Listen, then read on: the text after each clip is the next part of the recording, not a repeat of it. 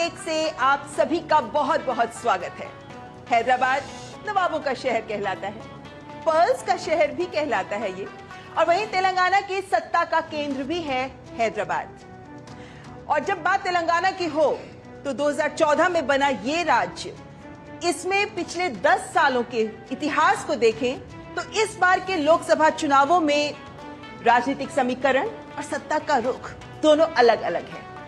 इस बार लोकसभा चुनाव के चौथे चरण में इस राज्य की 17 लोकसभा सीटों के लिए मतदान होना है, और ऐसे में कांग्रेस पार्टी, जिसने अभी 10 साल के बाद इस राज्य में पहली बार सत्ता हासिल की है, और वहीं बीआरएस यानी भारत राष्ट्र समिति, जिसने 10 साल सत्ता में रहने के बाद अभी सत्ता खोई है, और साथ में है भारतीय जनता पार्टी, जो लगातार दक्षिण भारत के राज्यों में अतिरिक्त सीटें हासिल करने के प्रयास में जुटी हुई है, और जिसमें कर्नाटक के बाद तेलंगाना बेहद महत्वपूर्ण राज्य है। और हम हैं हैदराबाद में, तो हैदराबाद में भी एआईएमआईएम के अध्यक्ष सदुद्दीन ओवैसी के सामने भाजपा की माधवी लता भी चुनौती पेश करती नजर आ रही हैं। लेकिन इन सब के बीच हमारे साथ इस जनवाणी में जुड़ी हुई है जनता जनार्दन भी। सबसे पहले बहुत बहुत स्वागत करते हैं हमारे सभी मेहमानों का भी और जनता जनार्दन का भी। एक बार तालियों से स्वागत करिए जनता का, क्योंकि जब हम बात करते हैं जनतंत्र की, तो जनतंत्र को अपनी वोट के माध्यम से ताकत देते हैं आप सब। और हमारे साथ जनवाणी के मंच पर उपस्थित है प्रतिष्ठित मेहमान। परिचय करवा देते हैं। हमारे साथ जुड़े हुए हैं श्री जी निरंजन, जो तेलंगाना प्रदेश कांग्रेस कमेटी के सीनियर वाइस प्रेसिडेंट हैं। निरंजन जी, आपका बहुत बहुत स्वागत है। हमारे साथ जुड़े हैं श्री रावुला श्रीधर रेड्डी, जो भारत राष्ट्र समिति के वरिष्ठ नेता भी हैं, ऑफिशियल स्पोक्स पर्सन भी, आपका भी स्वागत। हमारे साथ जुड़े हैं बीजेपी से श्री एन रामचंद्र राव, जो वरिष्ठ नेता हैं, एमएलसी रह चुके हैं, नेशनल एग्जीक्यूटिव के मेंबर भी हैं। सर, आपका भी बहुत बहुत स्वागत करते हैं। और साथ ही हमारे साथ हैं डॉक्टर शशिधर नंजुंडाइया, जो महिंद्रा यूनिवर्सिटी के स्कूल ऑफ मीडिया के डीन हैं और एक जाने माने ऑथर भी हैं। बहुत सारे प्रतिष्ठित मीडिया स्कूल्स में देश भर में काम भी कर चुके हैं। आपका भी बहुत बहुत स्वागत करते हैं। और जब बात होती है जनवाणी की और तेलंगाना की, तो तेलंगाना के मंच पर बीआरएस बहुत ही महत्वपूर्ण भूमिका अभी तक इस राज्य की राजनीति में अदा करती आई है, न केवल तेलंगाना के आंदोलन से लेकर बल्कि उसके बाद भी। इसलिए शुरुआत में रवुला जी आप ही से करना चाहूंगी, क्योंकि ये पहली बार है जब भारत राष्ट्र समिति दो राष्ट्रीय पार्टियों के बीच फंसी नजर आ रही है। अभी 5 महीने पहले ही आपने विधानसभा चुनाव में करारी हार भी खाई है, और अब के लोकसभा चुनाव आ गए हैं। जानते हैं, सब लोग कहते हैं इस बात को भी कि कुशासन के खिलाफ जनता ने, तेलंगाना की जनता ने आपको वोट दिया था, आपके खिलाफ वोट दिया था। लेकिन 5 महीने में ऐसा क्या बदला है जिसके आधार पर आप जनता से वोट मांगने जा रहे हैं? जो इन लोग बता रहे थे, कांग्रेस पार्टी ने यहाँ पर गवर्नमेंट फॉर्म किया है, हमारे और उसके बीच में अंतर 1.8% वोट्स है। इसका मतलब है 37.2% ऑफ द इलेक्टोरेट हमें भी वोट दिया है, और हमारा 39 एमएलए हमारा आज विधानसभा में है। और जब भ्रष्टाचार की बात होता है, वो आरोप की हद तक है। मैं आज कांग्रेस गवर्नमेंट इधर है, पिछले 10 साल में हम यहाँ थे और बीजेपी सेंट्रल में है। मुझे एक भी ऐसा केस दिखाइए यहाँ के गवर्नमेंट के हिसाब से जो इन लोग भ्रष्टाचार कहते हैं, उसके ऊपर एक एफआईआर दर्ज हुआ क्या?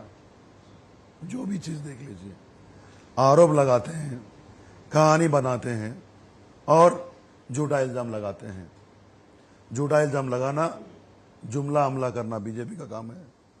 वही झूठा आरोप बता के कांग्रेस ने हमसे ज्यादा 1.2% का वोट हासिल किए हैं। ये आज 4 महीने की 5 महीने की बात आप कर रहे हैं। पिछले 10 साल में जितना विकास हुआ था ये राष्ट्र में, ये राज्य में, और जो कल्याण हुआ था तेलंगाना प्रदेश में, ये 4 महीने में कांग्रेस पार्टी ने पूरा खत्म किया है। जो उन लोग गारंटी दी, 6 गारंटी और 400 से ज्यादा जो हामी दिए थे, उसमें एक गारंटी छोड़ के दूसरा कुछ भी अमल नहीं हुआ था। तेलंगाना के आवाम अभी उन लोगों को समझ आ गई कि केसीआर का सरकार कैसा था, आज कांग्रेस की सरकार कैसा है। आज भी इन लोग जब जनता के सामने जाते हैं तो क्या करे? तेलंगाना के लिए कांग्रेस ने क्या किया 4 महीने में, 10 साल में बीजेपी ने क्या किया वो नहीं बताते। आपको यहाँ से सीधा नजारा दिखाते हैं। आपका कैमरा पलटाइए, हमारा विकास के और एक जो एग्जाम्पल है देखिए, सेक्रेटेरिएट कितना अच्छी तरीके से आपको दिख रहा है। बहुत खूबसूरत बिल्डिंग बनाई आपने और वो कांग्रेस के हाथ आ गई है, अब सत्ता उसके पास है। लेकिन जनता आप जो किसको बात अभी मदद तक कह रहे हैं करेगी? रघुला जी, उसमें स्पष्ट दिखता है कि आपके 5 साल बनाम कांग्रेस के 5 महीने की तुलना तो आप करते नजर आ रहे हैं, बीजेपी पर भी आप आक्षेप लगा रहे हैं। हाँ। लेकिन फिर ऐसा क्या है कि इस वक्त केसीआर को लोगों का विश्वास जीतने के लिए बस यात्रा करनी पड़ गई? देखिए, हमारा जो अध्यक्ष है केसीआर जी ने जनता के बीच में गए, उसमें क्या गलती है? तेलंगाना का जो आवाज है, तेलंगाना का जो ताकत है, तेलंगाना का जो दल है वो बीआरएस पार्टी है। इन लोगों को या कांग्रेस या बीजेपी को यहां पर अगर आपको हमारे ऊपर मोहब्बत है, पिछले 10 साल में क्या किए? एक भी बाइफर्केशन जो एक्ट में हमको प्रॉमिसेस दिए, एक भी ऑनर नहीं किए। यहाँ से एक केंद्रीय मंत्री है जो क्षेत्र में हम बैठे हैं अभी, वो भी किशन रेड्डी जी का है, 1 रुपया नहीं लाया था। 1 रुपया मैं चैलेंज करता हूं। इसीलिए पिछले जो अभी चुनाव हुआ था शासन सभा के, विधानसभा के, उसके क्षेत्र में जो केंद्रीय मंत्री है, 3 पोर्टफोलियो हैं, एक भी विधायक उन्होंने नहीं जीता। और कांग्रेस पार्टी ने ग्रेटर हैदराबाद में हम 24 सीट जीते हैं, 24, उसको एक भी सीट नहीं आया। तो हमारे पास हक है और अधिकार भी है तेलंगाना जनता के लिए जो करें हम लोग उसको दिखा के वोट मांगने का। जिन्होंने यूज किया है वो जानते हैं असली हींग का स्वाद। MDH सुपर हींग, शुद्धता का असली तड़का। MDH जल्दी जल्दी चाय दे दो, काम पे जाना है। पर वोटिंग? अरे चाय दो ना। ठीक है, कहीं से सूखी लकड़ियाँ ढूंढती हूँ, पहले लकड़ी जलाती हूँ, फिर चाय बनाती हूँ। क्या मतलब? अरे ये मोदी जी ने गैस भेजी है, टाइम बचा है हम सबका। उसी टाइम में से थोड़ा वक्त निकालकर वोट करने जाते हैं, मोदी जी को ले आते हैं। कमल का बटन दबाएं, भाजपा को जिताएं। यकीन है खुद पर है नाज। सुनती हूँ अपने मन की आवाज। कभी शर्मीली तो कभी हूँ जाबाज। रुकना मेरी आदत नहीं, थमना मेरी चाहत नहीं। मैं हूँ नारी, यही मेरा अंदाज। हर जिम्मेदारी मैं बखूबी निभाती हूँ। वोट दे, प्राउड वोटर कहलाऊंगी। पूरे देश संग चुनाव का पर्व मनाऊंगी। अब छोलिया हो या लोबिया, सफेद चने या काले चने, सब कुछ मजेदार बने। बात जब पीढ़ियों के लिए बनने वाले घर की हो तो जिम्मेदारी बड़ी हो जाती है। गैलेंट समझता है ये जिम्मेदारी। अब डबल एम रिब्स के साथ गैलेंट एडवांस TMT रीबार, निर्माण का रियल हीरो। Payment fail? लेकिन पैसे तो कट गए। गई मेरी मेहनत की कमाई। हो जाएगी भरपाई, चिंता मत कर मेरे भाई। अगर डिजिटल ट्रांजैक्शन फेल हो जाए और अकाउंट से पैसे कट जाएं, तो बैंक समय से पैसे लौटा देगा, वरना कॉम्पनसेशन का है प्रावधान। नहीं तो RBI के ऑम्बुड्समैन को शिकायत करें आप। या बिल मेरी फीस। RBI कहता है जानकार बनिए, सतर्क रहिए। MDH का किचन किंग किचन में हो तो हम सब कुछ बना सकते हैं। बैंगन का भरता, आलू गोभी, भिंडी मसाला और भी बहुत कुछ।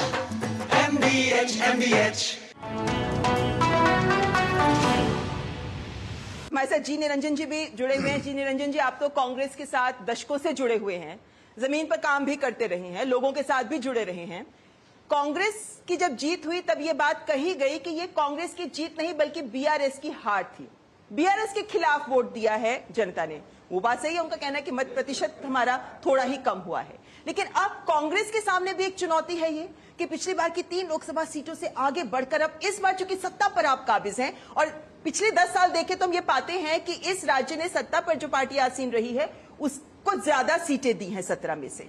तो इस बार कांग्रेस क्या आश्वासन लेके जा रही है? तेलंगाना के बारे में कांग्रेस पार्टी जब यूनाइटेड आंध्र प्रदेश बना, जब से इसने तेलंगाना का कांग्रेस वाले तेलंगाना अलग स्टेट है ना, बल्कि जब से इसने आवाज उठाते रहे, जब भी नेहरू जी ने कन्विंस करके एक जेंटलमैन एग्रीमेंट करने दो लोग को जोड़ के रखे। उसके बाद मैंने 1969 में बहुत बड़ा एजिटेशन चला, तेलंगाना एजिटेशन। तेलंगाना प्रजा समिति के नाम पर डॉक्टर चन्ना रेड्डी साहब सदर थे। 1971 में जब इलेक्शंस हुए, लोकसभा इलेक्शंस के वो इलेक्शंस हुए, सारा देश में इंदिरा जी का आवाज चल रहा था, जो बांग्लादेश का वार में जीतने के बाद में। मगर सारा देश में इंदिरा जी का आवाज चला, मगर तेलंगाना के अंदर तेलंगाना प्रजा समिति के नाम पर 11 लोकसभा सीट्स ने तेलंगाना प्रजा समिति जीता। तो तेलंगाना के अवाम में, तेलंगाना के लोगों में तेलंगाना सेपरेट होने के बारे में उनका जो मंशा था, वो मंशा बार हुआ। जो दूसरे चरण में जब लास्ट में जो तेलंगाना एजिटेशन चला, आज नहीं, केसीआर साहब हमारे जब के टीआरएस के अब के बीआरएस के जो क्लेम करते रहे थे कि हमारे वजह से तेलंगाना हो, मगर जब तेलंगाना का बिल वहां पर पास हो रहा था, उस वक्त ने टीआरएस के कितने लोग थे, और अपन सभी लोग जानते हैं, सारा दुनिया जानता है, सारा तेलंगाना का आवाम जानता है कि नहीं, जब ने बिल पास होते इस वक्त जो लगड़पाटी राजगोपाल जी ने पेपर स्प्रे को यूज करके जितना हंगामा किया, उसके बावजूद भी नहीं, हमारे कांग्रेस के जबकि एमपी जो भी थे उन लोग कन्विंस करके बिल पास करने में उन लोग का कोशिश रहा। कांग्रेस कितनी बड़ी चुनौती मानती है कि विधानसभा के जो परिणाम आए थे उन्हें लोकसभा में भी परिवर्तित कर सके, उसका इंपैक्ट मिल सके? लोग केसीआर साहब के बातों में आकर ने केसीआर साहब को वोट दिए उस वक्त, मगर आज नहीं, केसीआर साहब का बात को नहीं मानते हुए तेलंगाना दिए तो कांग्रेस दिया बोल के ने कांग्रेस पार्टी को ने हुकूमत में लेके आए। असेंबली में जो वायदा हम करें और इलेक्शन, असेंबली इलेक्शन से पहले, और नहीं हमने सत्ता में आए, इलेक्शन से पहले जो हम वायदा किए वो वायदों को पूरा जरूर करेंगे। हमारे साथ बीजेपी के भी एन रामचंद्र राव जी जुड़े हुए हैं। रामचंद्र जी, एक बात तो स्पष्ट है कि बीजेपी पूरे देश में आने का मादा रखती है और ये दिखा रही है कि हम आ सकते हैं, लेकिन तेलंगाना की बात अलग हो जाती है क्योंकि दक्षिण के राज्यों में बीजेपी पैठ बनाने का प्रयास लगातार करती रही है।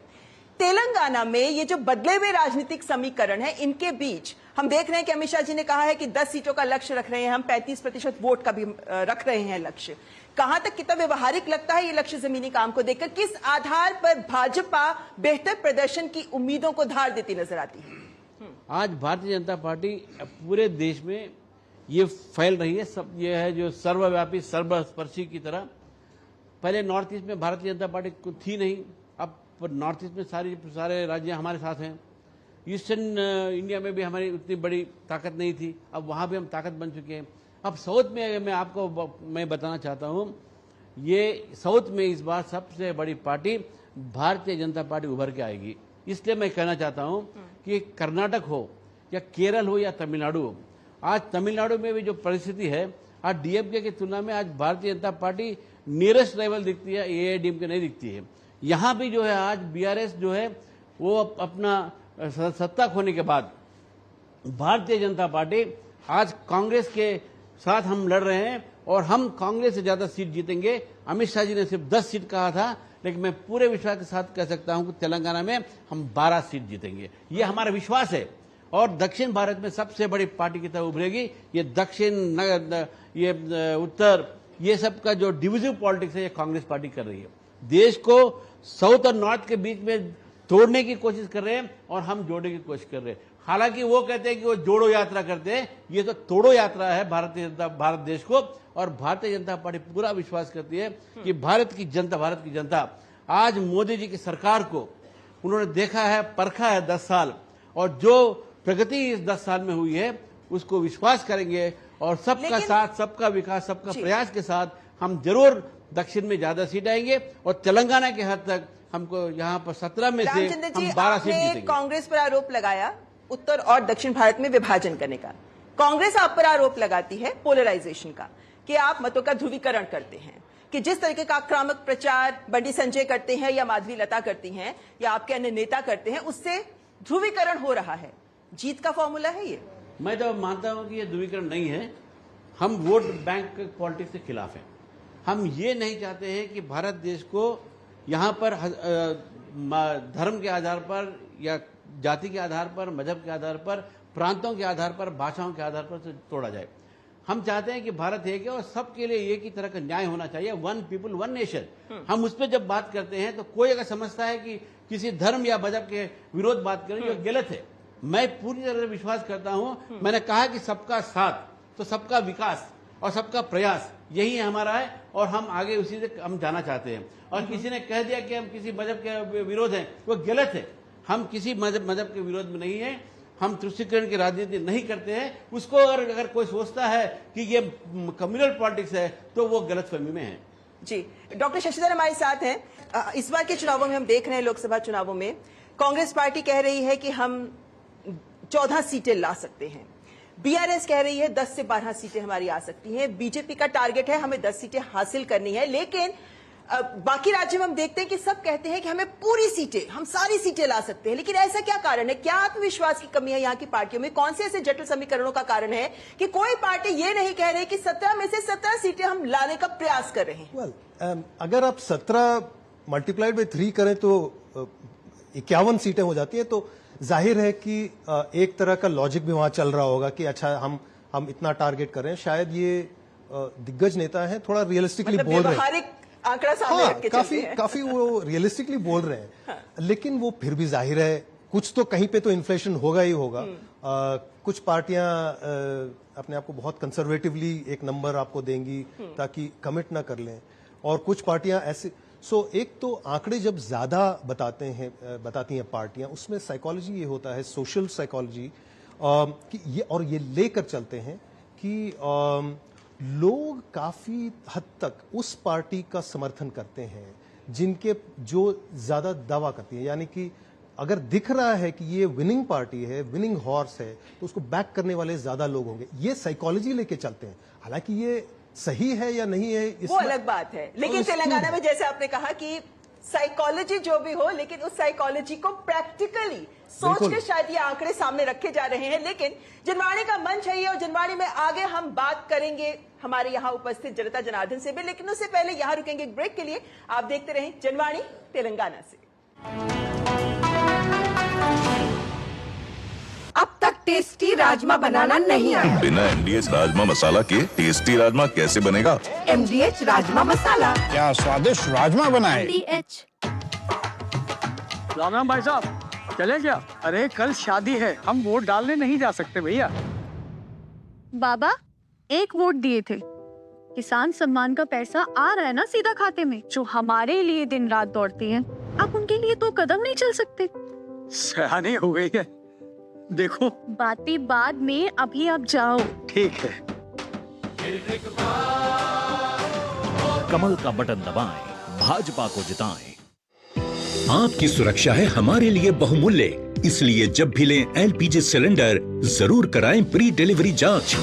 आपकी सुरक्षा को और बेहतर सुनिश्चित करने के लिए हर घर में हो रही है रसोई गैस उपकरणों की सुरक्षा जांच। अगर सुरक्षा होस खराब हो तो तुरंत बदलवाएं। आपातकालीन स्थिति में कॉल करें 1906। स्वच्छ ईंधन का वादा, सुरक्षित रसोई का इरादा। पॉलिसी बाजार से टर्म लाइफ इंश्योरेंस लेने के कुछ साल बाद मेरी वाइफ को कैंसर डायग्नोस हुआ और वो नहीं रही। उनकी कमी तो पूरी नहीं हो सकती, और टर्म लाइफ इंश्योरेंस के पैसे से बच्चों की फ्यूचर की चिंता नहीं रही। पॉलिसी बाजार ने क्लेम दिलाने में बहुत सपोर्ट किया। पॉलिसी बाजार पे 1 करोड़ का टर्म लाइफ इंश्योरेंस सिर्फ 470 रुपए महीने से शुरू। जीरा से प्यास बुझाए, डाइजेशन के लिए मस्त, शरीर में नमक पानी का बैलेंस बनाए। सिप सिप जीरा सिप, जीरा सिप, एमडीएच का जल्दी और जीरा सिप, जीरा सिप, जीरा सिप। और ब्रेक के बाद आपका स्वागत है। आप देख रहे हैं जनवाणी तेलंगाना से और हम मौजूद है यहाँ हैदराबाद में, जिसमें हमारे साथ यहाँ हैदराबाद की जनता भी जुड़ी हुई है। उनके सवाल लेते हैं। My question is for BJP party. Since 2014, fuel taxes have risen significantly. The government claims that these funds will be used to construct national highways. However, we still have to pay the tolls when using national highways. So why are we being taxed twice for the same purpose? देखिए, ये fuel कर जो है और ये जो कर जो टोल टैक्स जिसे कहते हैं, ये दोनों अपने अपने में एक अलग मुद्दा है। एक जो है तेल का जो सवाल उठता है, तेल के सवाल पे अब देखते हैं कि इसका जो दाम और दर जो निर्णय होता है वो जो है ग्लोबल के लेवल पे होता है, उसके जो बैरल के इश्यू पे होता है और डॉलर्स के फ्लक्चुएशन पे होता है उसका दर। और टोल टैक्स जो होता है जिसमें वहाँ पर सरकार इंफ्रास्ट्रक्चर के लिए जो खड़ा करती है वहाँ पर कोई प्रोजेक्ट और जो रोड का इस्तेमाल करते हैं वो अलग होता है।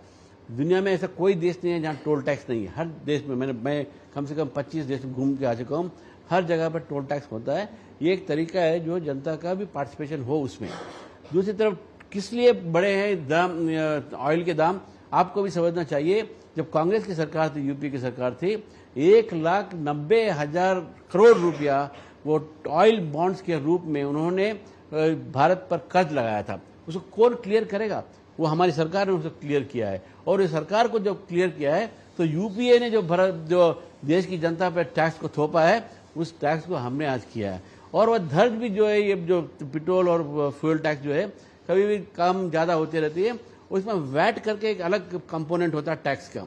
ये वैट जो है जो राज्यों में, उसको वो राज्य की सरकार को अपना एक निर्णय लेने का अधिकार है। और कई राज्यों ने, खासकर भारतीय जनता पार्टी के राज्यों ने उसको कम किया है, लेकिन यहाँ बीआरएस की सरकार ने तो कम नहीं किया है। अजी, ये लोकसभा चुनाव है। लोकसभा चुनाव में तेलंगाना का मुद्दा जरूर आएगी, लेकिन तेलंगाना मुद्दा से आगे और भारत की मुद्दा आ जाएगी। But here we are having the three parties, the Congress, BJP and BRS. Congress NDA का एलियंस है और इंडिया का एलियंस है, लेकिन बीआरएस अभी टीआरएस बीआरएस बन गई। लेकिन ये बीआरएस एनडीए के साथ रहना चाहता है, इंडिया एलियंस के साथ रहना चाहता है। ये पार्लियामेंट इलेक्शंस के जीतने का बात जी, इसलिए कि हम या इंडिया एलियंस में रहो या एनडीए में रहो, ये कोई कॉन्स्टिट्यूशनल बाइंडिंग नहीं है। और हम पहले भी क्लियर कर चुका है कि हम ये दोनों पार्टी से समान दूरी पे रहेंगे। पहले 50-60 साल इन लोग खराब किए, 10 साल से उन लोगों का सरकार हम देख रहे हैं कैसा चला रहे हैं। हम तेलंगाना के जनता के अलायंस है। कभी इन लोग बोलते हैं हम किसी का बी टीम है, ए टीम है। हम लोग क्लियर करना चाहते हैं, हम तेलंगाना के ए टीम है और तेलंगाना के जो मुद्दे हैं वो पार्लियामेंट में उठाने का एक सही तरीका हम लोग अपनाया है। आप पिछले 10 साल में देखा गए तो, अगर पार्लियामेंट का रिकॉर्ड आप वेरीफाई करें तो, जो बीआरएस एमपीज ने हर चीज़ के लिए, हर मुद्दे ऊपर हमने लड़ा और आंदोलन किया पार्लियामेंट में, बीजेपी ने कभी उठाया नहीं है या कांग्रेस ने नहीं उठाया है। जो इन लोग बाइफर्केशन एक्ट में भी प्रॉमिस किए थे वो भी नहीं किए थे। तो जरूरी नहीं है कि हम लोग या इंडिया अलायंस में या एनडीए में रहे। हम तेलंगाना जनता के लिए लड़ेंगे जरूर और तेलंगाना के जनता का असली आवाज बीआरएस पार्टी रहेगी। चलिए ठीक, अगला सवाल लेते हैं। My question is to Dr. Niranjan Garu. What's your perspective on the Congress party opposing the concept one nation, one election? On the other hand, BJP argues it saves lots of fund. One nation one election बोले तो इसके मतलब ग्राम पंचायत से लेकर जिला परिषद से लेकर असेंबली तक, असेंबली से लेकर लोकसभा तक, क्या ये पॉसिबिलिटी इस देश में है क्या वो सब होने का? जहां तक मुझे पता है, before 1970 assembly elections, Lok Sabha election कई बार नहीं, एक ही बार हुए सो मैंने देखा। असेंबली को भी वोट डालते थे, लोकसभा भी वोट डालते थे। अब बीच में ये हो गया कि नहीं, जब कभी भी ऐसा पॉलिटिकल सिचुएशन पैदा हुए तो नहीं, असेंबली को रद्द करना फिर इलेक्शन करना, वैसा माहौल बनने से और बरस के 12 महीने नहीं इलेक्शन चलते हुए जा रहा। तो ये हालत से नहीं, देश को छुटकारे पाना चाहिए। मगर वो कैसा हो सकता, कैसा कर सकते? सेंट्रल गवर्नमेंट में भी ने बीच में फार्मर प्रेसिडेंट ऑफ इंडिया से एक कमिटी डाला इस बारे में, उन लोग रिपोर्ट भी दिए। इसके ऊपर विस्तृत चर्चा होना चाहिए। लेकिन आप ये मानते हैं कि 1 नेशन 1 इलेक्शन होना चाहिए, उसमें चर्चा हो, सबकी रजामंदी हो, सहमति हो, वो एक अलग बात है, लेकिन प्रिंसिपली सैद्धांतिक रूप से कांग्रेस इसके फेवर में है? जरूरी है, जरूरी इस बात के है, देश के हालात को समझ के निर्णय लेना चाहिए। सभी वर्ग को कॉन्फिडेंस में लेने की जरूरत है। तो आप कह रहे हैं कि कांग्रेस इस बात से सहमत है, लेकिन सबकी सहमति से निर्णय होना चाहिए। जी, मेरा सवाल बीजेपी से है। सर, अभी के कविता को और दूसरे बीआरएस पार्टी को ईडी में एक केस में डाल के फंसा रहे हैं सर। आपकी बीजेपी पार्टी में एक भी नहीं है जिसको करप्शन में किसी में पकड़ा, अभी तक एक बीजेपी का सामने नहीं आया सर। इतने सारे एमएलए एमपी से सिर्फ दूसरी पार्टी को टारगेट किया जा रहा है, ऐसा क्यों सर? आप सोचते हैं कि ऐसा क्या है कि भारतीय जनता पार्टी के कोई लोग नहीं, ऐसा ये गलत है। जिनके ऊपर भी एफआईआर दर्ज है, जिनके ऊपर भी कार्रवाई हो रही है, ये एक लीगल प्रक्रिया है, एक अपने न्याय प्रक्रिया है, और न्याय प्रक्रिया में ईडी सीबीआई जो भी संस्थाएं हैं, जो इन्वेस्टिगेटिंग एजेंसी से अपना काम करते हैं। ये नहीं कि भारतीय जनता पार्टी में कोई हो गया, ऐसे कहीं नहीं है। किसी के ऊपर आप एक बता दीजिए कि किसी के भारतीय जनता पार्टी के आने के बाद उनके ऊपर केस हटाया गया है, ऐसा कोई नहीं है। आधे बाउल दही में 4 चम्मच MDH चटनी पुदीना मसाला डाला, स्टर करो, पुदीना चटनी तैयार। MDH चटनी पुदीना मसाला। बेटा कहता है, पापा बीमा ले लिया होता तो आज हो जाता ऑपरेशन। अब हमें कौन बीमा देगा 70 के बाद? तुम लोगों ने सुना नहीं? 70 साल से ऊपर के सभी वरिष्ठ नागरिकों को 5 लाख तक का इलाज मुफ्त में मिल गया, समझो। बस वोट के दिन पोलिंग बूथ पे जाओ और कमल का बटन दबाओ, मोदी को फिर से लाओ। कमल का बटन दबाएं, भाजपा को जिताएं।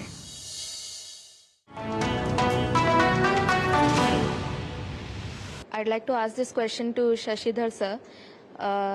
Today's youth are very into brand loyalty, but regarding political brand, they are very unaware. They usually tend to vote for the same party that their family is voting for. What do you think can be done to increase awareness among the youth? Election commission of India 2009 में ही काफी awareness एक programme उन्होंने start किया था। तब से आप देखेंगे एक फैमिली मेंबर्स का तो कोई आंकड़ा नहीं है, लेकिन जो विमेन पार्टिसिपेशन था वहां से बढ़ना स्टार्ट हुआ 2009 से, और अब आप देखेंगे कि women voters actually exceed main voters. Youth is now empowered, so called empowered by social media, कि आपके not just social media is a part of this. आप एम्पावर हुए हैं मोबाइल फोन से। मोबाइल फोन वो एक डिवाइस है, और मैं टेक्नोलॉजिकल डिटर्मिनिज्म में नहीं जाना चाहता, लेकिन मोबाइल एक ऐसा डिवाइस है जिसमें न्यूज भी है, ओपिनियन भी है, एंटरटेनमेंट भी है, इंफॉर्मेशन भी है, और बकवास भी है। तो आप बकवास को न्यूज से अलग करने का एक जो टैलेंट है, जिसको हम मीडिया लिटरेसी कह सकते हैं, वो हमारे यहाँ अभी उसकी बहुत कमी है। बहुत सही बात पकड़ी है आपने इस बात की कि इन चीजों को अलग करके समझना, और उनको कोई समझाने वाला भी चाहिए, और इसलिए ये एक बड़ी चुनौती है आज की। कोई और सवाल? I would like to ask the BJP government, why did government and courts fail to fast track the pending criminal cases against the MPs and MLAs in India? ये सवाल जो है अच्छी सवाल है, क्योंकि मैं भी MLC हूँ, मुझे मेरे ऊपर भी केसेस थे, और अभी देश में पूरा सुप्रीम कोर्ट के डायरेक्शंस के तहत और सारे राज्यों में हर हाई कोर्ट के नीचे एक डेसिग्नेटेड के कोर्ट लगाए गए हैं, जहां पर MP, MLA और जो भी पब्लिक, चाहे वो हाल में हो और या भूतपूर्व भी हो, उन सब के लिए उनके क्रिमिनल केस के लिए फास्ट ट्रैक कोर्ट बनाया गया, एक डेसिग्नेटेड कोर्ट बनाया गया, और हाई कोर्ट में भी उसका बेंच एक बनाया गया है। तो अभी जो हाल में जो हो रहे हैं, और सुप्रीम कोर्ट के इंटरवेंशन से मैं ये बात कहना चाहता हूँ, मैं ये उसका श्रेय मैं नहीं लूँगा, ये सुप्रीम कोर्ट का श्रेय है। उनके कारण आज जो है, आज की तारीख में कई केसेस जो है जल्दी जल्दी उनके फैसले हो रहे हैं, ज़्यादा से ज़्यादा फैसले हो रहे हैं। ये बात अलग थी कि 5-6 साल पहले या 10 साल पहले एक केस जो है 10 साल 20 साल चलता था। आज वो परिस्थिति नहीं है, और सेपरेट डेसिग्नेट कोर्ट आने के बाद ये जो पॉलिटिकल केसेस है इनका निर्णय जल्दी से जल्दी आ रहा है। जिन्होंने यूज किया है वो जानते हैं असली हींग का स्वाद। MDH सुपर हींग, शुद्धता का असली तड़का। MDH राम राम भाई साहब, चले क्या? अरे कल शादी है, हम वोट डालने नहीं जा सकते भैया। बाबा, एक वोट दिए थे, किसान सम्मान का पैसा आ रहा है ना सीधा खाते में। जो हमारे लिए दिन रात दौड़ती हैं, आप उनके लिए तो कदम नहीं चल सकते। सयानी हो गई है, देखो। बातें बाद में, अभी आप जाओ। ठीक है। कमल का बटन दबाएं, भाजपा को जिताएं। ये विशाल है ना, इसका सब प्रॉपर चलता है। कल उसके बैंक अकाउंट में 15,000 रुपए का फ्रॉड हुआ है, पता है? इसको तो कोई टेंशन ही नहीं होती है, देखना। टेंशन क्यों? मेरी कोई गलती नहीं थी। फिर भी फ्रॉड होने पर मैंने तुरंत बैंक को इन्फॉर्म कर दिया। RBI कहता है अगर आपके अकाउंट से किसी ने धोखे से पैसे निकाले हैं तो बैंक को जल्द से जल्द इन्फॉर्म कीजिए। 3 दिन के अंदर इन्फॉर्म किया तो कोई नुकसान नहीं होगा। जितना लेट करोगे उतना ज्यादा नुकसान। और सुन, सब चलता नहीं है, प्रॉपर चलाना पड़ता है। RBI कहता है जानकार बनिए, सतर्क रहिए। अब छोलिया हो या लोबिया, सफेद चने या काले चने, सब कुछ मजेदार बने। मेरे पापा का लाखों का हेल्थ इंश्योरेंस क्लेम पूरा रिजेक्ट हो गया, लेकिन कुछ ही दिनों में पॉलिसी बाजार ने हेल्थ इंश्योरेंस कंपनी से हमारा क्लेम फिर से रिव्यू करवाया और क्लेम का सारा पैसा हमारे अकाउंट में आ गया। पॉलिसी बाजार पे 1 करोड़ का हेल्थ इंश्योरेंस सिर्फ 390 रुपए महीने से शुरू। आज दही बड़ा खाने का मन है। वाह क्या स्वाद! असली स्वाद तो MDH दही बड़ा रायता मसाले से ही आता है।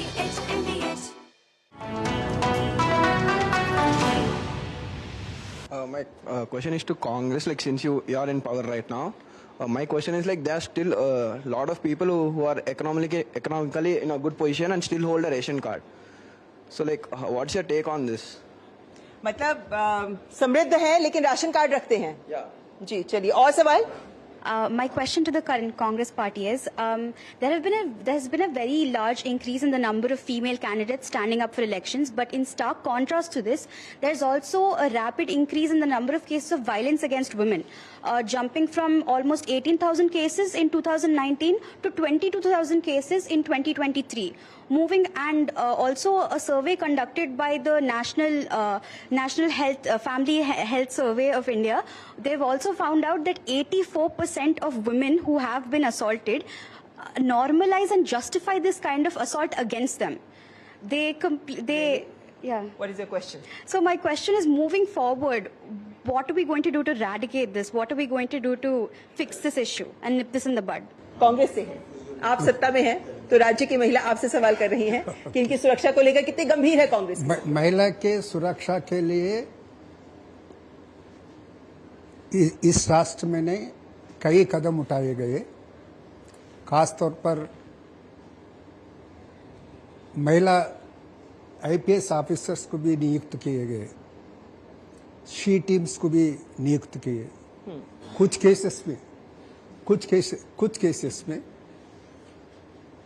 केसेस में वो हो सकता, उनका राज्य में वो हो सकता, उनका राज्य में हो सकता, मगर मैं राष्ट्र में बोलूँ, हमारे राष्ट्र के अंदर कुछ केसेस में थोड़े सीरियस स्टेप्स भी लिए गए, आपको पता है।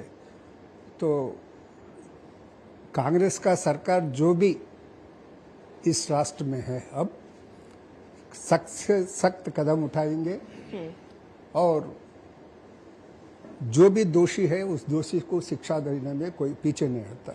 मुझे लगता है कि ये एक ऐसा मुद्दा है जिस पे हर कोई कुछ बोलना चाहता है। एक लाइन। जब हम अपोजिशन में है, कभी जनता भी बन जाते हैं। शी टीम्स ने, हम जब सरकार में थे, हम लाए थे और महिला सुरक्षा के लिए इतने कदम हम किए, ज़्यादा पुलिस स्टेशन बढ़ाए, खास करके IT सेक्टर और जहाँ जहाँ एम्प्लॉयमेंट इंस्टीट्यूशंस है वहाँ पर सिक्योरिटी हम लोग बढ़ाए थे। एंड IPS जो महिला ऑफिसर्स है उन लोगों को ज़्यादा बढ़ा के टेकन केयर ऑफ एवरीथिंग। आज मैं एक प्रश्न पूछ रहा हूँ, जो कर्नाटक में हुआ था, आज सरकार वहाँ पर कांग्रेस है और BJP JDS के साथ है, 2 है सरकार में, प्रज्वल रेवन्ना जैसा आदमी देश से बाहर गया है, कौन जिम्मेदार है? आप जनता को आज आपका अलायंस पार्टी तो कह ही रही है कि कर्नाटक की सरकार को पार्टी है। वही कैसा होता है? प्रधानमंत्री जी बोल रहे थे कि प्रज्वल रेवन्ना कैसा गया बाहर, ये तो उल्टा चोर कोतवाल को डांटे हो गया। नहीं, कानून व्यवस्था राज्य के अधिकार क्षेत्र में आती है, में इसलिए की बात कही है, मगर जो पार्टी से आप आज अलायंस में है वो पार्टी के आदमी है उन लोग। हम फिर से आरोप प्रत्यारोप की ओर जा रहे हैं। डॉक्टर शशिधर, आप कुछ कहना चाहते हैं? आरोप सर, जनता का हक है। ये जो सवाल है वो बहुत डीप रूटेड सवाल है। जैसे ये कह रही हैं कि number of candidates in political participation कम हो रहा है, कम है, अभी भी कम है, लेकिन वायलेंस ज्यादा हो रहा है।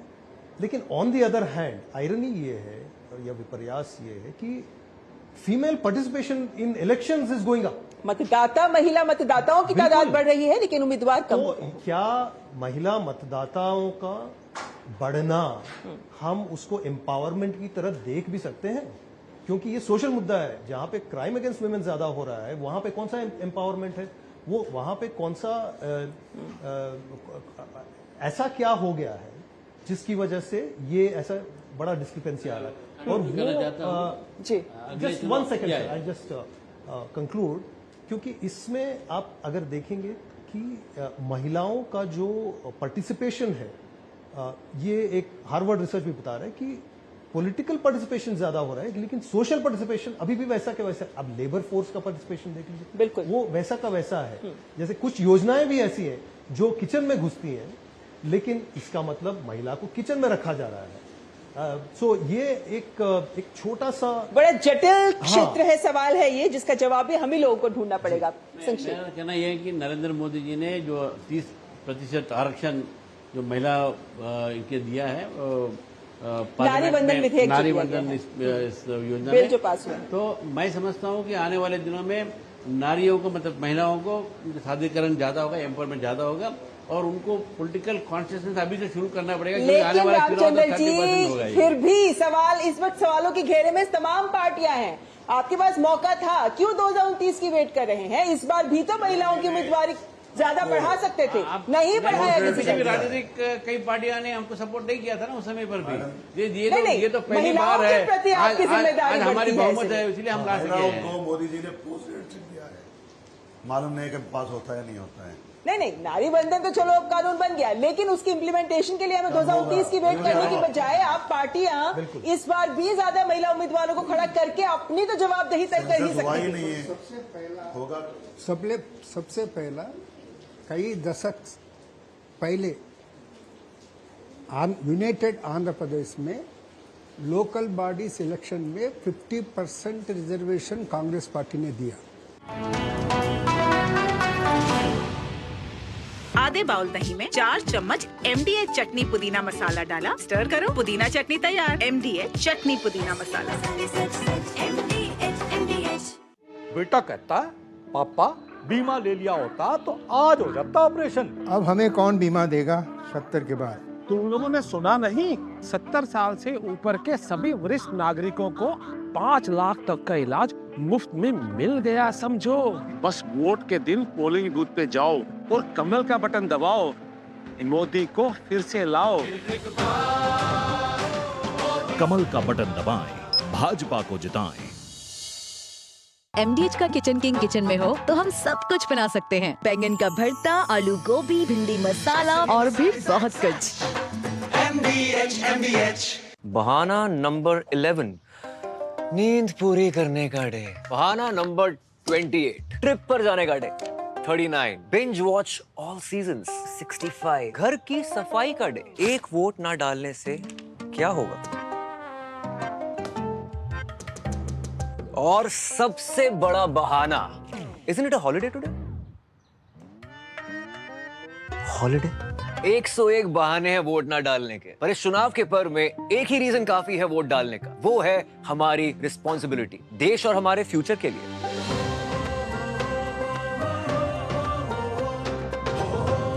तो चलो सब मिलकर मनाते हैं इस चुनाव के पर्व को गर्व के साथ।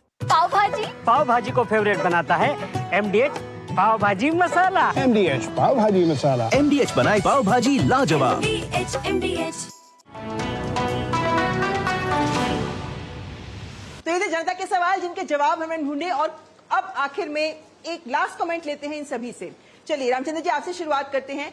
बीजेपी की ओर से क्या बड़ा आश्वासन तेलंगाना की जनता के लिए? नहीं, हमारा तो आश्वासन यही रहेगा कि हम तेलंगाना के प्रांत को बढ़ाने के लिए हम पूरी इसकी प्रगति के लिए पूरी कोशिश करेंगे। अब तक हमने इस 10 साल में 9,90,000 करोड़ की हमने इनको राशि दी है यहाँ पर बढ़ने के लिए। हर तरह से हमने तेलंगाना को बढ़ाया है और तेलंगाना की जनता जानती है कि मोदी जी ने यहाँ पर कई तरह के काम किए हैं और इस काम को हम जारी रखेंगे। तेलंगाना की प्रगति हमारा पहला ये लक्ष्य होगा और तेलंगाना को हम और आगे ले जाएंगे, यह हमारा आश्वासन है। जी रावला जी, देखिए तेलंगाना के जो एस्पिरेशंस है और तेलंगाना लोगों के जो मुद्दे हैं वो पार्लियामेंट में उठाने वाले तो एक ही पार्टी है और सही जो दिल है हमें पास।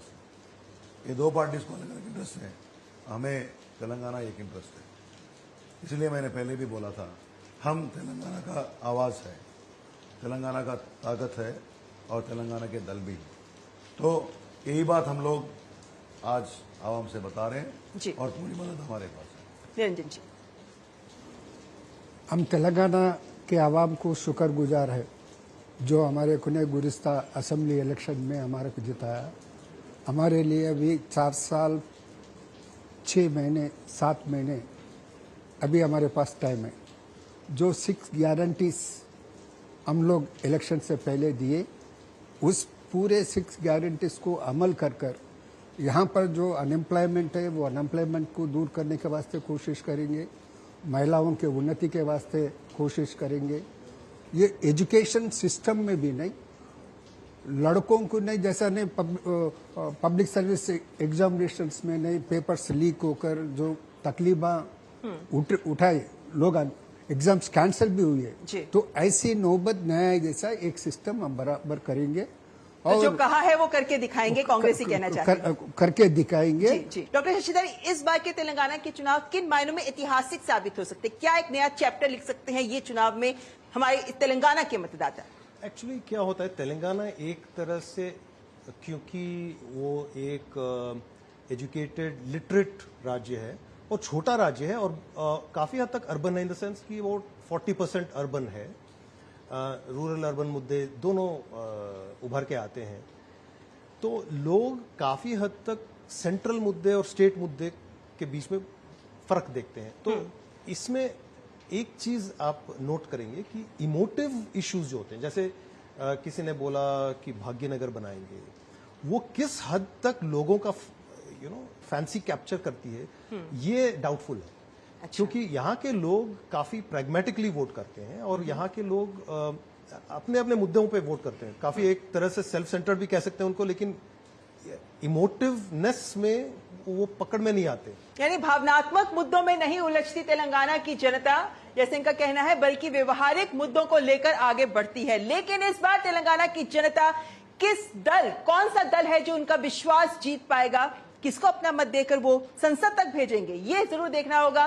13 मई को होना है मतदान। ऐसे में हम सारे तेलंगाना की जनता से अनुरोध करते हैं कि 13 मई के दिन घर से बाहर निकलिए, अपने मताधिकार का प्रयोग करिए, क्योंकि अपने मताधिकार से आप अपना भविष्य बना रहे हैं। आज की जनवाणी में फिलहाल इतना ही। हमारे सभी मेहमानों का और साथ ही यहाँ की जनता जनार्दन का सबका बहुत बहुत धन्यवाद करना चाहेंगे हमारे साथ इस कार्यक्रम में शिरकत करने के लिए। एक बार जोरदार तालियां जनतंत्र के लिए।